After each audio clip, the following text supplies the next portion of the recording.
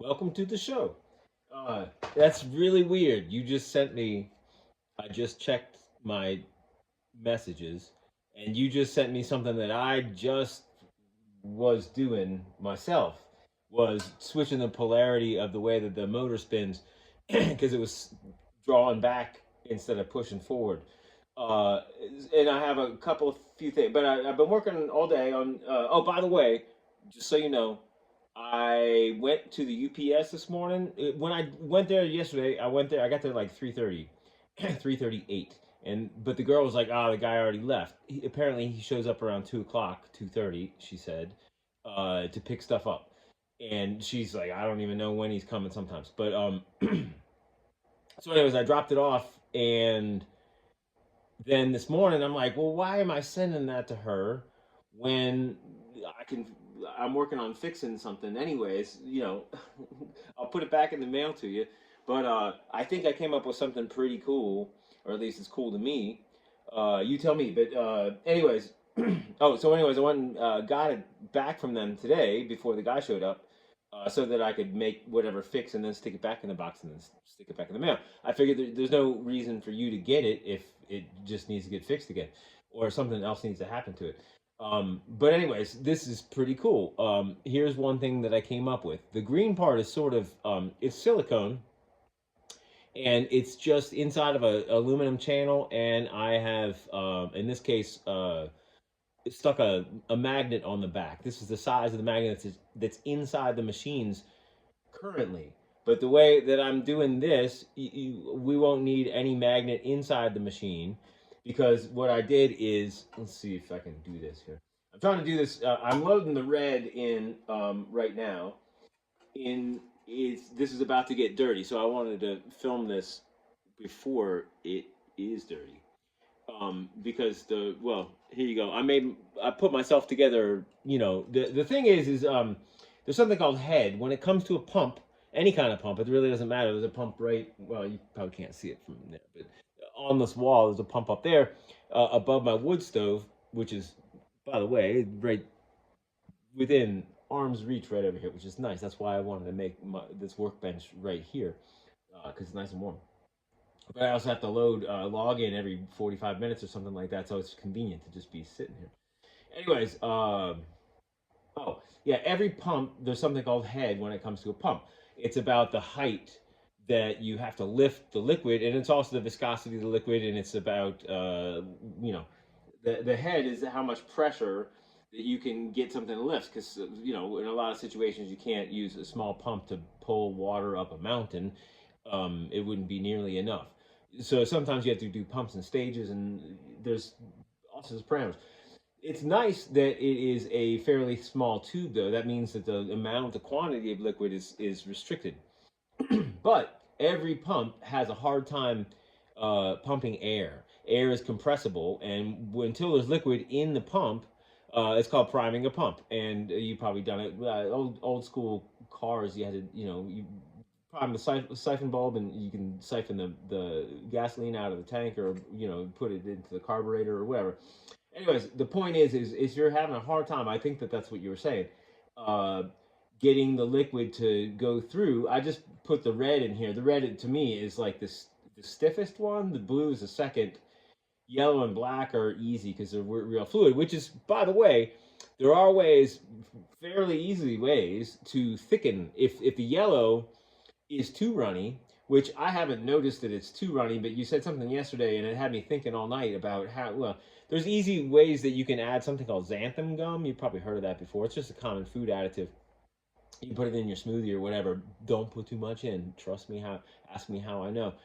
It gets funky fast, but tiny bits of it, you can easily take a bit of this out, mix it with some xanthan gum, put it back in there, shake it up, put it in your box, and by the time it got to a customer, it would be thicker than it was, and you just have to do a little testing to see if you did need to thicken it up. So here's what I'm getting at. Yes, I think the green things, that was like a little like, well, why am I reinventing the wheel here when it comes to having a standoff? But the green things are awesome, but they get lost real quick, and that you can swallow them or whatever. I mean, you don't really want little teeny bits and pieces around food items either, because they get into the works. So what I'm getting at is that's a nice standoff, and that helps to keep the tube out. So what I did in this situation, you can't really see it anymore because I glued it to the surface, um, which it could have its own magnet. To be honest, you could remove this and be able to put it back. Right now, I just taped it on with some super heavy duty foam tape that I've got. And by the way, I have like specialty adhesives for everything. You were asking about specialty adhesives the other day. Oh, and yeah, there's silicone. You're asking about silicone. Silicone, you can use regular just silicone. Um, it comes in a little tube like this. They sell it at the hardware store, or pretty much any hardware store. Um, that will you can glue the silicone together to itself with that, and that'll stick to all sorts of other things too. It's not quite what I put in the bottom, but that adhesive probably wouldn't stick to silicone, because silicone is, it has to say 100% silicone on it, and then that can be used as a bonding agent.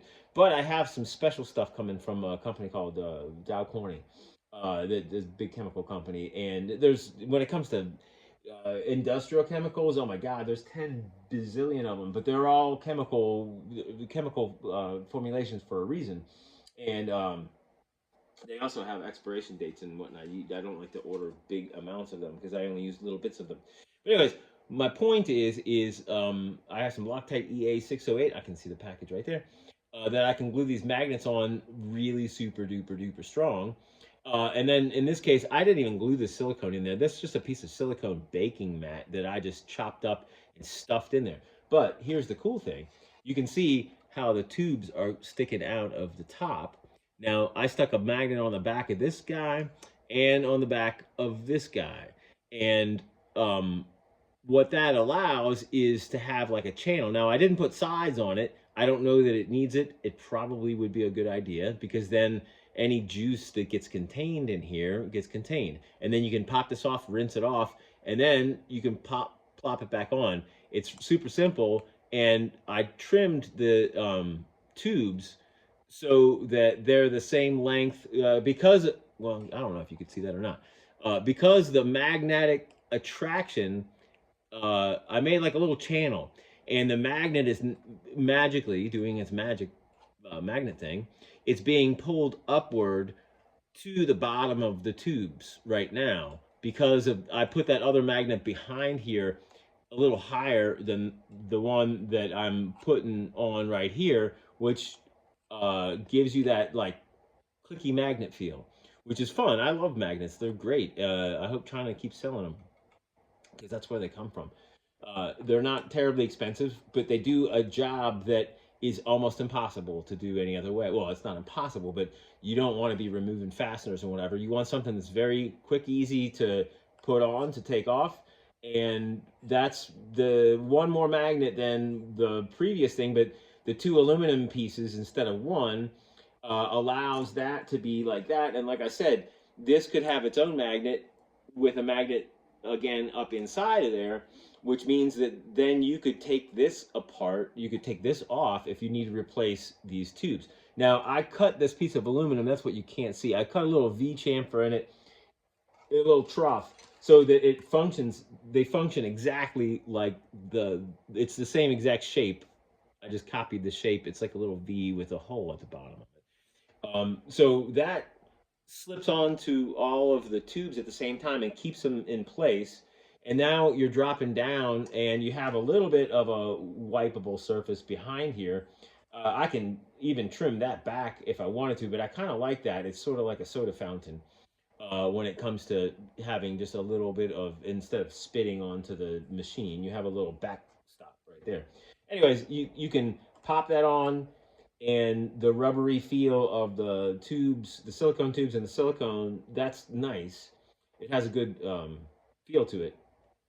And then, like I was saying, sometimes in terms of priming, try this if that was a problem for you, because all you need is one of these and the right tip. And then what these backflow valves, I don't know if you've done this or not, but you can stick them in your mouth, and if you blow that way, air comes out. If you suck air in, it stops the air from coming, and that's the whole idea. Is I have noticed though on two of them that if I drove them in the wrong direction, like you were just asking about, and me too, is where I was sucking air instead of pushing fluid. I did notice that they stop becoming a check valve and they allow things to flow in both directions. I don't know why, because then if you drain them out and then you put the tube, you can feel that it's going in both directions. But if you do the sucking thing, there's a little diaphragm in there, and somehow it re-engages, and then it starts working as a one-way valve again.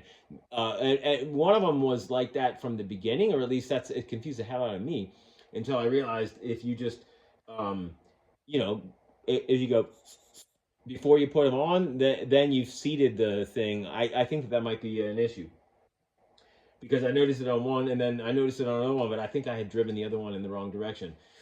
But the first one I hadn't even driven at all. But anyways, if you have a syringe to prime a pump, all you have to do in this case is to add the syringe, and this only happens until the fluid gets into the pump.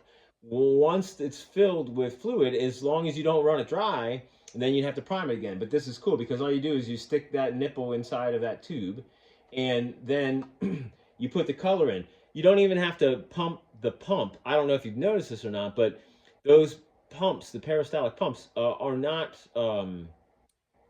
The pinch isn't that tight in there. It's a roller, and it's not that tight. You can suck the fluid, every one of the colors, you can suck right through that pump. You don't even have to turn the pump on to prime it, which is kind of nice because you can just draw the fluid up. You can see probably the red one. I got it to right there. I didn't want it to fall down and then fill everything up and then get everything potentially.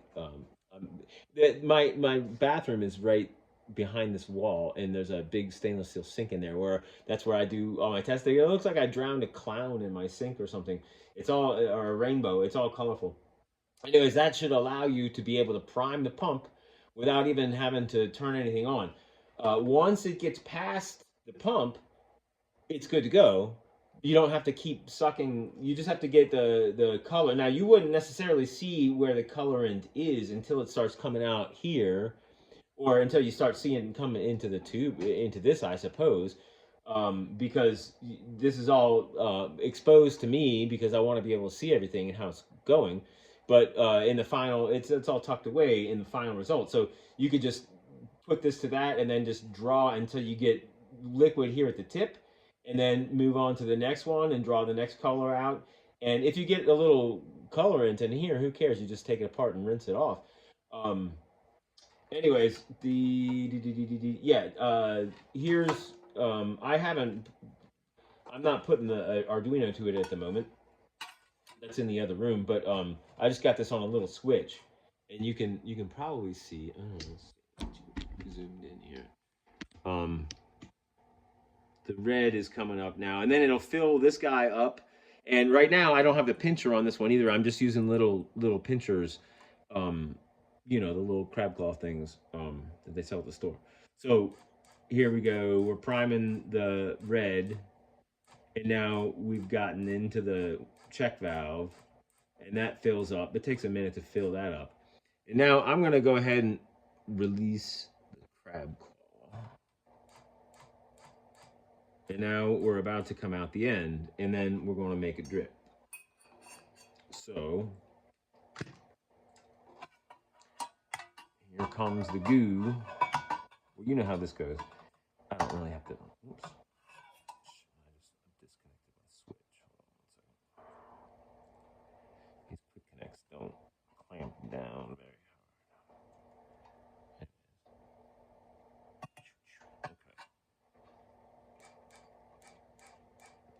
And one thing that I'm thinking too is because of that restriction, it is a slight restriction, and I have machines coming out my ears, but I have all the different drill bits and whatnot. So I dialed that in to be almost exactly the size of the hole for the green one, and also the approach to it too. So like I basically just copied that. Don't tell anybody because maybe there's a patent on that too. I don't know. But anyways, my point is that's going to help to restrict the flow a little bit at that very last moment.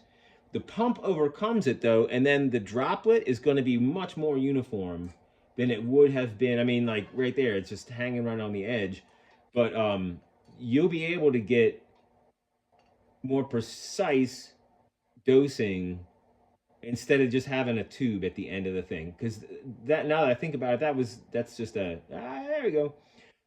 But with that little bit of tubing in there, past that, the tubing stretches when it goes into that thing, and that should allow, depending on the color. Some, as you know, some of the colors are quite blue is gloppy, but red's pretty gloppy too. So that goes to show you, boom, boom, boom. And what I would do is just tell the end user, the purchaser, whatever, you prime it until you get the drips to come out, and then theoretically, I just had a paper towel. Oops. You can just almost fell off my chair. You can just dab the colorant before you put this back on.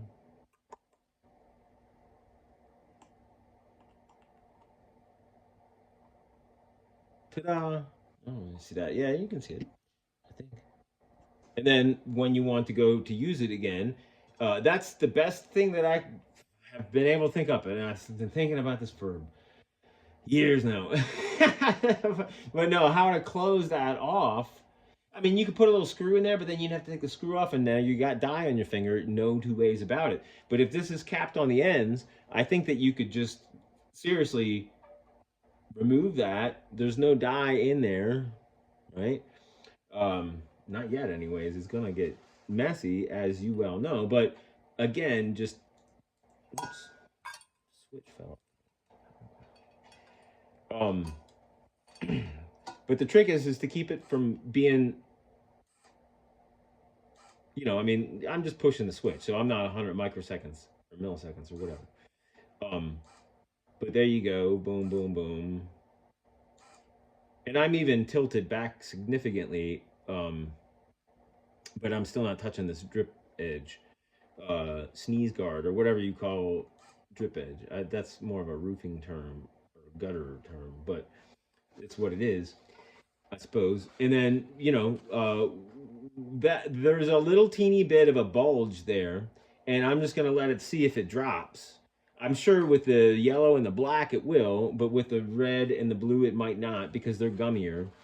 And then, you know, just a little touch with a paper towel, and then you slap your thing on there, and Bob's your uncle. So awesome. I think that that'll work great, and I'm gonna attach this to yours and then stick it back in the mail to you. But I just wanted to show you how to prime the pump, and also the developments going on at House of Kaleidoscope or wherever at this point. Put a sign on the front of the building. Anyways, I just wanted to show you that, and if you have any problems, just give me a call or let me know.